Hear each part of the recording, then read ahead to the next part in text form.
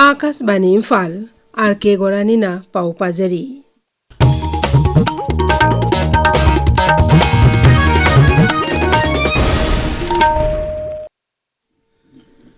राज्य अस्ता हौजिक थोलिबा इरांग असिगा मरी लेनना सिंखोंग सिंगादा लेबा लौफमसिंग अकीबा लेतना लौ उबा याहन्नबा सिक्युरिटी की अकनबा सेक्शन थरांगसिंग लौखटली। पुलिस की पाउन high security adviser chief secretary अमसुंग राज्य पुलिस की डायरेक्टर जनरल ने सभापति ओइदुना हेडक्वार्टर सिंगी मिफम अमा हौखिबा जून 19 दा पांगथोखरे। सिक्युरिटी फोर्स पुनमक यावना पांगथोखिबा मिफम अदुना हंदक बिष्णुपुर जिला की फुबालादा थोखिबा थौदोक अदु मखाताना थोक्तनबा लौखटलिबा सेक्शन थरांगसिंग कुमना खनखी।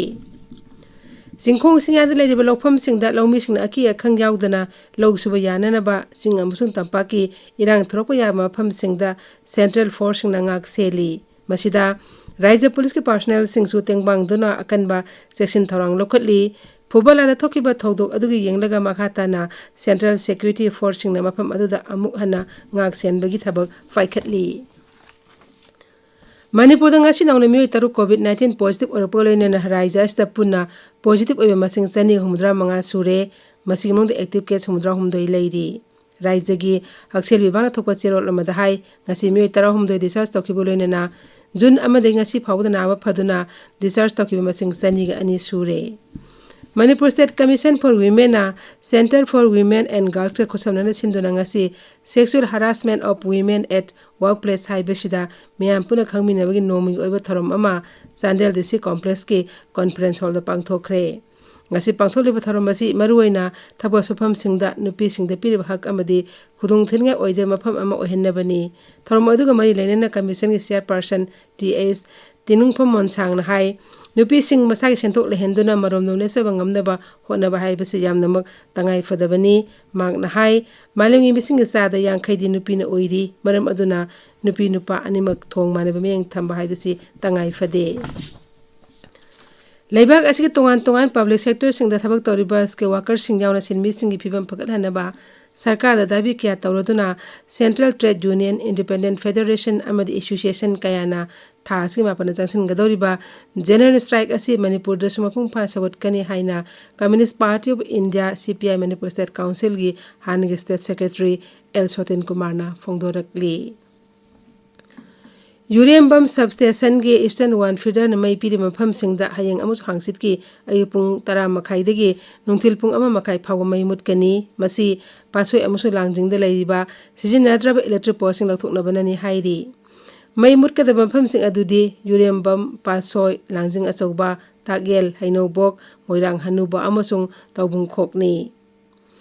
त्रिपुरा की मुख्यमंत्री डॉक्टर मनिक साहना ngasi अहानबो ओइना मिखल कारकलब एमएलए किशोर बर्मन हापसिंदुना महाकी मंत्रिमंडल चाउथोखरे।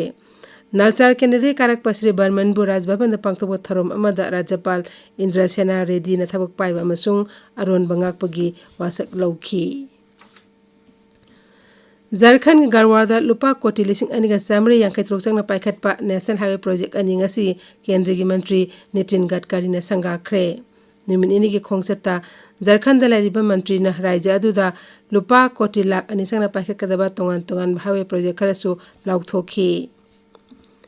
इन्फॉर्मेशन अमसुंग ब्रॉडकास्टिंग मंत्री अश्विनी वैष्णव ngasi न्यू दिल्ली दा 19 सुबा इंटरनेशनल कॉन्फ्रेंस अमसुंग exhibition on broadcast and media technology BES expo 2019 हौदोखरे। कुमसी चही मिफम असि वाखलोंदी transforming the media landscape through AI create collaborate and monetise हाइबसिनी। नुमित हुमनेगी मिफम असिदा लेबाक असिगी अमसुंग मपालंगी सकनाइरबा ब्रॉडकास्टर सिंग मीडिया इंडस्ट्री प्रोफेशनल सिंग अमसुंग अखंग अहि सिंगना तोंगान तोंगान हिरमदा वांगांगनी अमदी ख्वाइदगी नव मखलगी ब्रॉडकास्टिंग हिरम सिंग खननैनगनी। एक्जिबिशन दा मालिंग मफम पुनमक्तगी ब्रॉडकास्टिंग की खुलाई साबसिंग ब्रॉडकास्ट प्रोफेशनल सिंग अमसिंग सर्विस प्रोवाइडर सिंगना मखोय मखोयगी ख्वाइदगी नव पोथोक टेक्नोलॉजी अमसुंग सर्विस सिंग उतकनी।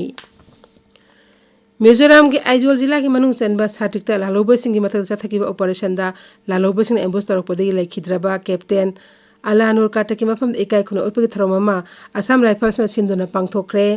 असम राइफल्स के पर्सनल कयाना सरुक यादुना पांगथोखिबा थरोमदुदा लैखिद्रबी मफमदा लैकटपग लोइनना गारो ऑनर पीखी पाउलोइजरी।